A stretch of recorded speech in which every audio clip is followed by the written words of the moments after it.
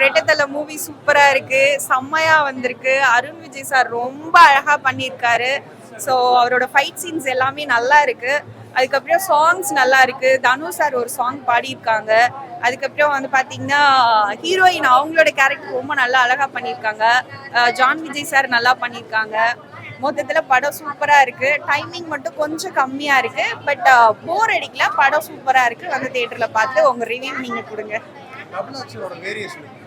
Actually ரெண்டு பேருமே பிடிச்சிருக்கு. ரெண்டு பேருமே ரொம்ப ஹேண்ட்ஸமாக காமிச்சிருக்காங்க, க்யூட்டாக இருக்காங்க. ரெண்டு பேரோட ஃபைட் சீன்ஸ் நல்லா இருந்துச்சு. ஸ்டார்டிங் ஓப்பனிங் பார்க்கும்போது ரொம்ப நல்லா இருக்கு படம். தியேட்டரில் வந்து பாருங்க. படம் நல்லா இருக்கு ப்ரோ. ஆக்ஷன் தான் ப்ரோ படத்தை மெயின் ப்ளஸ். அருணன் ஆக்டிங் ரொம்ப சூப்பராக இருந்துச்சு.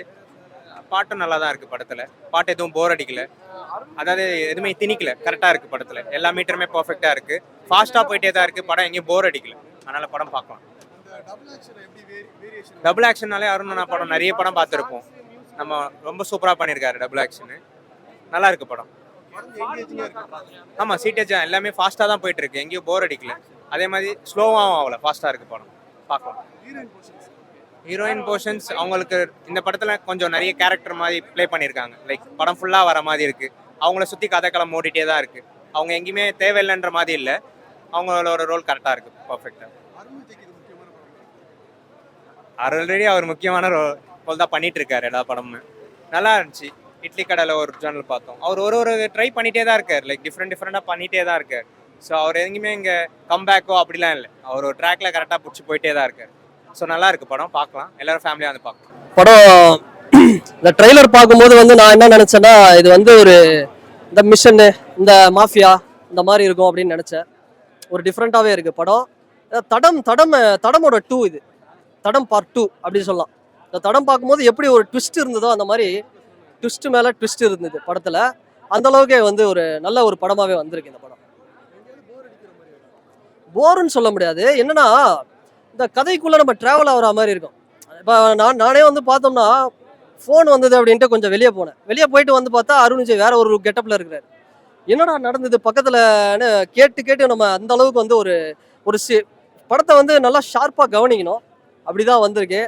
இந்த மான் கராத்தேன்னு ஒரு டைரக்டர் எடுத்தார் பாருங்க, அவராக இந்த படத்தை எடுத்தாரு அப்படிங்கிற மாதிரி ஆச்சரியக்குறி போடுற அளவுக்கு இந்த படம் வந்திருக்கு அப்படின்னே சொல்லலாம். சாம்சிஎஸ் தான் ப்ரோ.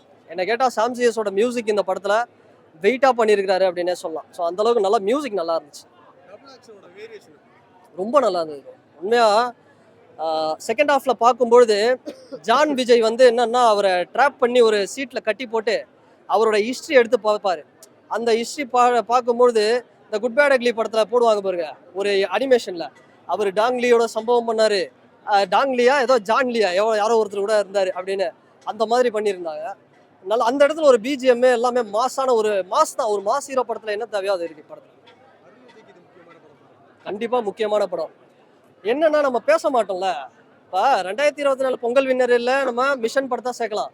ஆனால் எத்தனை பேர் தமிழ்நாட்டில் மிஷனை போய் பார்த்தாங்க? ஏஎல் விஜய் சார் டைரக்ஷனு மிரட்டி இருந்தார் அருண் விஜய். அருண் விஜயோட படம் வந்து அண்டர் ரேட்டடாகவே இருக்கு.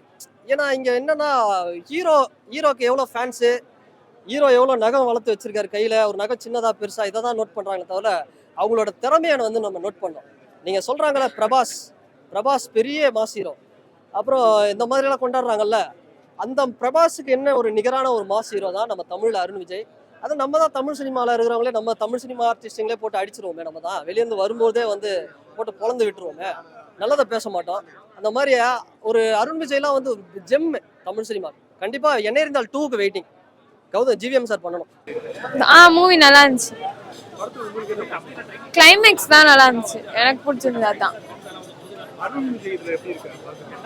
அருண் விஜய் டிஃப்ரெண்ட்ல இது லெஜெண்டரி, ரொம்ப இது கேங்ஸ்டர் மாதிரி கொடுத்துருக்காங்க. டபுள் ஆக்ஷன் வேற, நல்லா இருந்துச்சு மூவி. ஒருத்தருக்கு வந்து கால் வந்து ஒழுங்கா இருக்காது, உடஞ்சிருக்கும். இன்னொருத்தருக்கு வந்து நார்மலா இருக்கும். ஸோ இதுதான் டிஃப்ரென்ஸ் கொடுத்துருந்தாங்க ரெண்டு பேருக்கும். ரெண்டு பேருமே நெகட்டிவ் ரோல் தான். ஹீரோவே வந்து நல்லதும் ரெண்டு பேருமே, கெட்டவங்களும் ரெண்டு பேருமே. அந்த மாதிரி போர் அடிக்கிற மாதிரி இல்லை, இன்ட்ரெஸ்டிங்காக தான் இருந்துச்சு. ஹீரோயின் தான் 2 பேர்ல ஒருத்தவங்க அவங்க ஆமா அவங்க வில்லி கேரக்டர் தான். அவங்கள முடிச்சு விட்டுருவாங்க லாஸ்ட்ல.